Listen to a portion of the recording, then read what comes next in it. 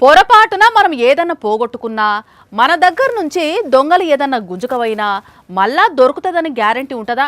ఆహా, గ్యారెంటీ ఉంటుందా అంటున్నా. వామ్మో, యాడ దొరుకుతాయి అంజలి? ఇంటి ముంగట పెట్టిన పూల కుండీలే ఎత్తుకపోతున్నారు ఈ కాలంలో. అసొంటిది పోయిన వస్తువులు దొరుకుడా అంటే అయితే ఒకసారి స్టోరీ చూడుర్రి. ఆటోలో ప్రయాణికుడు పోగొట్టుకున్న పైసల బ్యాగును మళ్ళా అట్లనే అప్పగిచ్చి నీతి నిజాయితీ ధర్మాన్ని అట్టుకున్నాడు ఈ గొయ్యి ఆటో డ్రైవర్ అన్న. అగ చూడండి, డబ్బుల సంచి ఇయ్యంగానే ఆ పోగొట్టుకున్న అన్న ఎట్లా సంతోషపడకుండా సంకల పెట్టుకున్నాడు. ఎవరిని సంకల పెట్టుకొని దంటేసి నవ్వుతారేంటండి? చూసుకోండి మీ డబ్బులు మీకు ఉన్నాయో లేవో.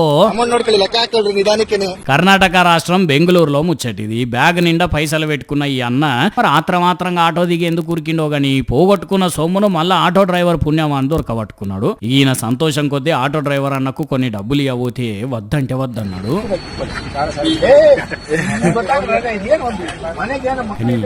ఇంకోలు అయితే బ్యాగ్ నిండా పైసలు కనబడితే మనసు మారిపోయి మడత పెట్టి దాసుకుంటారు. కానీ అన్న అట్లా కాకుండా అడ్రస్ కనుక్కొని మరీ వచ్చి తిరిగి ఇచ్చిందంటే ఎంత ధర్మం గల మనిషో చూడండి. ఆటో డ్రైవర్ అన్న, నువ్వు సూపర్ అంటే సూపర్ అన్న.